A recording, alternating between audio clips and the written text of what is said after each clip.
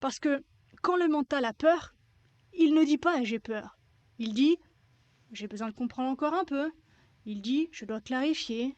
Il dit je dois m'assurer que c'est vraiment juste. Il dit je veux pas refaire n'importe quoi.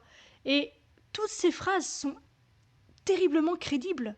Mais mieux, ce sont des phrases qui te donnent l'impression d'être mature, responsable, profonde, lucide. Alors qu'en réalité, parfois, et même souvent arrivé à un certain stade, c'est juste une stratégie d'évitement, mais déguisée en sagesse. Et là, je vais te dire quelque chose d'important, parce que, à mes yeux, ça change tout.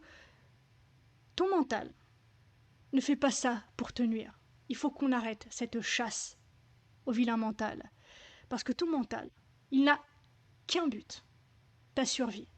Il fait ça pour te protéger. Et il faut vraiment le réaliser, mais pas uniquement, justement, cognitivement, il faut en prendre profondément conscience et le réaliser vraiment pas juste comme une idée un peu sympa, un peu jolie qu'on pose au-dessus de la douleur. Le mental n'est pas là pour t'aider à te réaliser. Il n'est pas là pour t'aider à déployer ton appel, à avancer vers ta mission, ton œuvre, ta vie. Il est là pour t'éviter la souffrance.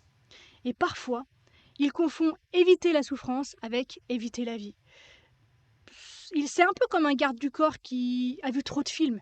Et à force de vouloir te protéger de tout, bah, il finit par t'enfermer dans un coffre-fort.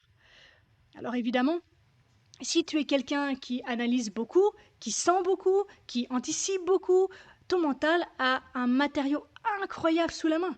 Il peut construire des narratifs de qualité cinéma.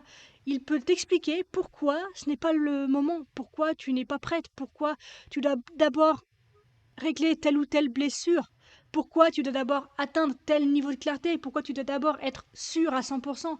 Et le pire dans tout ça, c'est que ça sonne vrai.